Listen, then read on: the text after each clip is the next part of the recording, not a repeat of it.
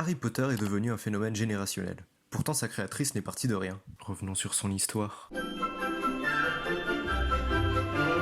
Joanne Rowling est née le 31 juillet 1965 à Yate, en Angleterre. Sa mère Anne Volant est une Française technicienne en laboratoire, et son père Peter James Rowling un ingénieur en aéronautique. Sa sœur Diane naît 2 ans plus tard en 67, puis il déménage vers Bristol dans une maison de banlieue qui lui inspirera le 4 Private Drive, la maison des Dursley. Anne devient mère au foyer et leur raconte des histoires en donnant à Joe un amour pour la littérature, écrivant son premier récit à 6 ans, nommé Rabbit, sur un lapin confiné, à cause de la rougeole, consolé par le bourdon-bie, qui n'était en fait qu'un plagiat d'une de ses histoires préférées de Richard Scarry. Les deux sœurs jouent au sorcier dans la rue, Joe inventant des sortilèges et des potions, pour l'occasion, avec une sœur et un frère nommés Potter.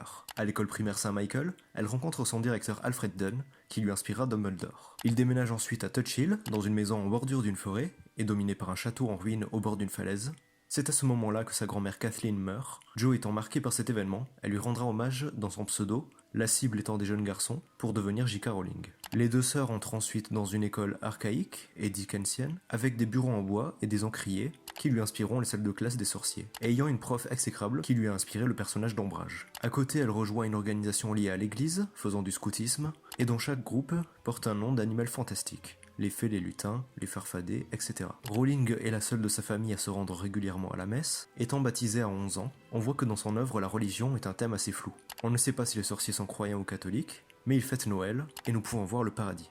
Elle entre ensuite dans un collège, où travaille sa mère, au département des sciences, et découvre Orgueil et Préjugés, mais aussi Shakespeare et ses œuvres, comme Le Roi Lear, ou encore Le Conte d'hiver, dans lequel se trouve un personnage du nom de Hermione. Elle devient fan grâce à sa grande-tante de Jessica Mitford, qui deviendra son modèle, et donnera même son nom à sa fille. Sa prof d'anglais Miss Shepherd lui a inspiré le personnage de McGonagall, et le collègue et ami de sa mère, un prof de chimie qui l'interrogeait souvent, John Nettleship, a inspiré Severus Rogue. Sa mère tombe malade, alors qu'elle a 15 ans, atteinte d'une sclérose en plaques. Triste de cette nouvelle, J.K. Rowling a elle aussi eu sa période gothique, en devenant fan des Smiths et de Sioux Sue, dont elle s'est inspirée du style pour le sien, et celui de Bellatrix Lestrange. Elle rencontre alors son futur meilleur ami, Sean Harris, avec qui elle sèche souvent les cours, les deux s'échappant avec la Ford Anglia turquoise de Sean, le premier à qui elle dit qu'elle veut devenir écrivaine, et qu'elle pourrait l'intégrer à son livre, qui inspira donc Ron Weasley. Elle demande à entrer à Oxford, mais est refusée à cause de la réputation de son ancienne école, et se retrouve à l'université d'Exeter. Elle part ensuite enseigner l'anglais à la Sorbonne à Paris. Jo retourne à Exeter, où elle se met à lire Le Seigneur des Anneaux et les écrits de Tolkien en général. Elle devient donc secrétaire bilingue à Manchester et reçoit des lettres provenant d'Afrique francophone, lui parlant de la guerre, ce qui engendrera chez elle un esprit engagé politiquement.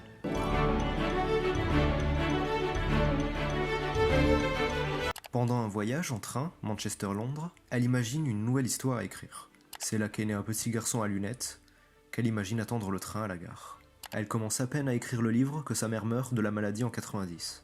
Avant même qu'elle ait pu lui montrer ses écrits. Jo rendra donc Harry orphelin et donnera à sa mère une place plus importante dans l'histoire. Virée de son poste à Manchester, elle part devenir prof d'anglais à Porto, au Portugal, où elle a écrit son chapitre préféré, Le Miroir de Riséd. Elle écrit 3 chapitres là-bas, mais contrairement à la croyance populaire, elle a avoué dernièrement n'avoir jamais su l'existence de la librairie Leio et Irmão, que les lecteurs pensaient être la source d'inspiration de Fleury et Bott. Elle rencontre là-bas dans un bar le journaliste Jorge Arantes, avec qui elle se marie en 92 et donne naissance en 93 à leur fille Jessica. Mais son mari la frappe et manque de jeter ses écrits à la poubelle. Le couple divorce en 94 et Rowling finit par vivre chez sa sœur et son beau-frère à Édimbourg. Elle galère à trouver un job et nourrir Jessica, tombant en dépression, une période qui lui inspirera les détraqueurs, métaphore de cette maladie. Elle trouve un petit appart et écrit sur une machine à écrire dans le café de l'Elephant House et le resto Nicholson's, tenu par son beau-frère. Elle donne à son héros la même date de naissance qu'elle, le 31 juillet, non pas 1965, mais 1980, déroulant l'action dans les années 90, contemporain de l'auteur, la scolarité d'Harry se déroulant de 91 à 97, jusqu'à 2016, après l'ellipse du dernier tome, quand il accompagne son fils à King's Cross. Des fans l'ayant attendu à ce moment, puisqu'un événement avait été préparé pour l'occasion. Elle finit le premier tome en 95, mais elle galère à trouver un éditeur qui pense que les livres pour enfants se vendent mal.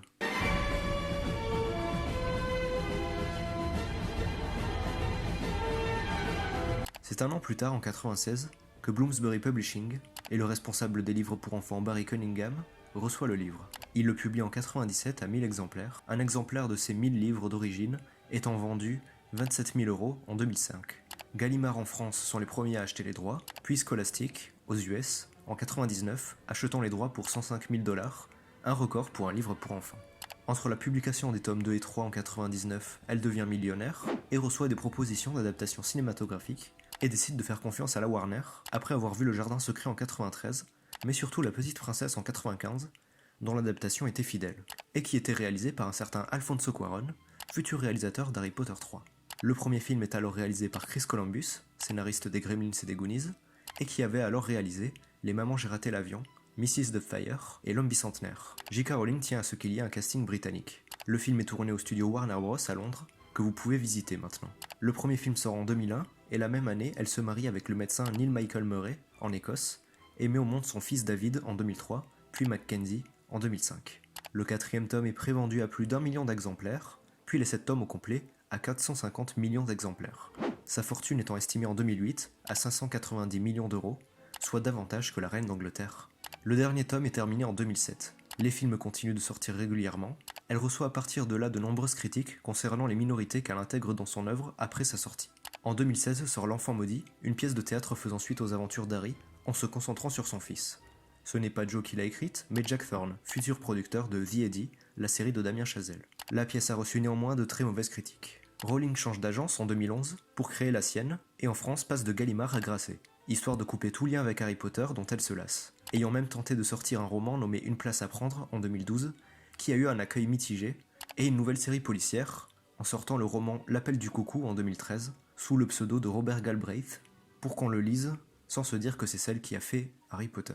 Les deux œuvres ayant été adaptées en mini-série par la BBC pour la télé. Le site Pottermore a été ouvert en 2011, puis elle a sorti des petits livres dérivés, comme des manuels scolaires sur les potions, le Quidditch, les animaux fantastiques, et les contes de Biddle le Barde. Le Quidditch moldu est quant à lui devenu un vrai sport. En 2016 sortait Les Animaux Fantastiques, se déroulant en 1926, année de naissance de Voldemort, avec Eddie Redmayne, Colin Farrell et Ezra Miller, qui a eu un accueil assez mitigé, puis en 2018 est sorti Les Crimes de Grindelwald, avec Johnny Depp et Brontis Jodorowsky, qui lui a reçu de très mauvaises critiques. Le troisième opus se déroulera à Rio, au Brésil, et devrait sortir en 2021. 5 films sont prévus en tout. Pour finir sur elle, sachez qu'elle a dit dernièrement sur Twitter que sa couleur préférée est le rose, et qu'elle joue tout le temps Yoshi sur Mario Kart. Des rumeurs persistent sans arrêt concernant une adaptation en film de L'Enfant maudit avec le casting original.